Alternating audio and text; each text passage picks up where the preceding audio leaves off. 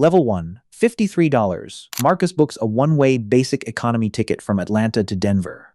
The fare is $53. No carry-on bag included. No seat selection. No overhead bin access. He doesn't know any of this until he arrives at the gate with a backpack that won't fit under the seat in front of him. The gate agent charges him $65 to check it, $12 more than the ticket itself. He boards last. Group 7, the overhead bins are already full. His seat is 34B, middle last row, next to the lavatory. The seat does not recline. The tray table is cracked and held shut with a piece of tape that someone placed there on a different flight for a different passenger who also paid $53 and also sat in 34B. The flight is 4 hours and 12 minutes. There is no meal, no entertainment screen, no headphones. The flight attendant passes through the aisle once with a beverage cart. Marcus asks for water. She hands him a cup with 3 ice cubes and moves to the next row before he can ask for the full can. Nobody is rude. Nobody yells. Nobody singles Marcus out for poor treatment. The system doesn't need to. The product was designed before he booked it.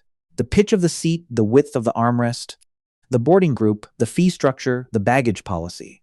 All of it was already in place, waiting for someone to spend $53 and receive exactly this much airline. At the baggage claim in Denver, his backpack arrives last. The zipper is torn. There is no one at the counter to file a claim because the counter closed 40 minutes before the last bag appeared on the belt. The airline didn't mistreat Marcus. It gave him exactly what $53 purchases. Level 2, $180. Deanna books a round-trip main cabin ticket from Chicago to Miami.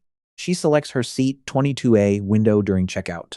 She brings a carry-on roller bag and a personal item, both fit. She boards in group 4, which means the overhead bin above her row is taken, but there's space 3 rows back.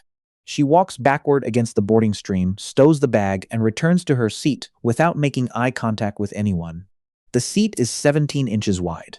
Her right elbow touches the armrest of the passenger in 22B, a man she will never speak to for 3 hours and 47 minutes. Her knees rest 2 inches from the seat back in front of her. When that passenger reclines, 30 seconds after the seatbelt sign turns off, the distance becomes 0. A flight attendant offers pretzels and a choice between ginger ale and Coca-Cola. Diana takes the ginger ale. It arrives in a plastic cup. The can stays on the cart. The in-flight Wi-Fi costs $8 per hour or $19 for the full flight. Deanna opens her laptop, sees the price, and closes the laptop. She reads the safety card in the seatback pocket instead. It is from 2019. The departure was delayed 43 minutes. No announcement explained why. No gate agent apologized. The boarding pass still shows the original time, and the airline app now says arrived because the plane touched down within the buffer window the scheduling system uses to define on-time performance. Deanna checks her email at the baggage carousel. There is a message from the airline, a survey asking how her experience was, with a chance to earn 200 bonus miles. 200 miles is worth approximately $2.60 at current redemption rates. She deletes it. Level 3, $420. Raymond buys a Comfort Plus seat on a flight from Dallas to Seattle. It costs $420, $240 more than the main cabin fare on the same plane, same route, same departure time. The difference is 4 inches of legroom and boarding in Group 2 instead of Group 5. He boards early enough to find space in the overhead bin directly above his seat. The seat is 18A. The letter A still means window, but now there is enough room between his knees and the seat in front of him to cross his legs. He notices that he does, and then he notices that he noticed, because on every previous flight, crossing his legs was not possible, and therefore not something he thought about. A flight attendant brings a complimentary drink before takeoff. Not from a cart, she walks to his seat with a tray and offers a choice: sparkling water, juice, or wine. Raymond takes the sparkling water. She hands him a snack box alongside it without asking. The box contains almonds, a cheese cracker, and a small piece of dark chocolate wrapped in foil. She makes eye contact when she hands it to him. This is the first airline interaction in which a crew member has looked at Raymond's face and held the gaze long enough for him to register it as personal. It lasts roughly 1.5 seconds. On his previous flights, the interactions averaged a quarter of that. The seat still does not lie flat. The entertainment is the same screen as main cabin. The lavatory is the same lavatory. But when the pilot announces turbulence and asks the crew to be seated, Raymond reaches for his armrest and finds that both of them are his. Nobody is sharing them. 4 inches of legroom and 2 armrests cost $240 more than not having them. Level 4, $1,200. Natally flies premium economy from New York to London. The ticket costs $1,200, roughly the same as a decent month of car payments for a car she does not own because she lives in Manhattan. Her seat is wider by 3 inches, which doesn't sound like much until she sits down and realizes her shoulders are no longer touching the person next to her. The headrest adjusts in 4 directions. The footrest extends. The recline is deeper, 14 inches of lean instead of 4.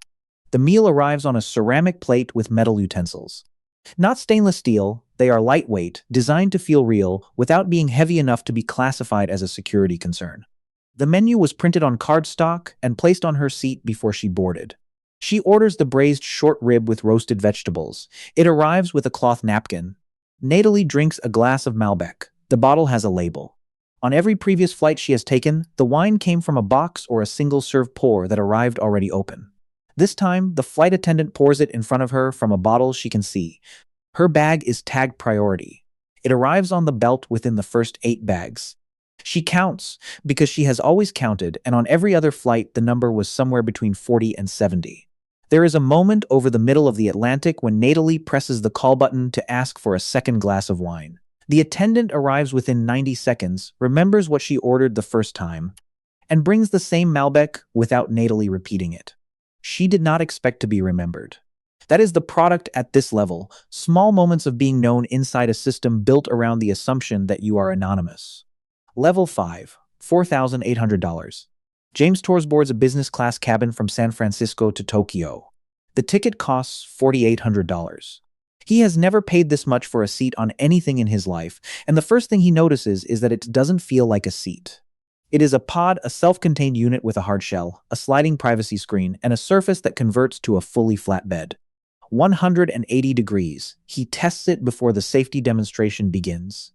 Before boarding, James spent 90 minutes in the airline's business lounge. It had a shower. He used it.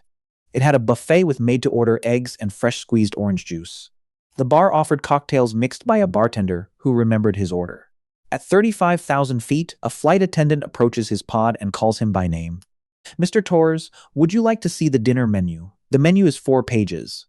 He selects the miso-glazed cod with jasmine rice. It arrives with a side salad on a porcelain plate. The chopsticks are wooden. The dessert is a yuzu tart with a single mint leaf placed on it by hand. James sleeps for 6 hours on the flat bed. When he wakes up, there is a bottle of water on the shelf next to him, placed there while he was asleep without him hearing it arrive. He lands in Tokyo at 50 p.m. local time. His bag arrives within 4 minutes because business class luggage is unloaded first, always. Nobody asked James if he was comfortable.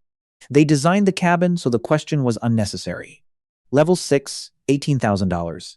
Dr. Catherine Huang boards a first-class suite from Singapore to New York. The suite has a closing door with a latch that clicks shut and seals her into 78 square feet of personal space at 40,000 feet. The door is the product. Everything else is footnote. A personal flight attendant named Priya introduces herself within 40 seconds.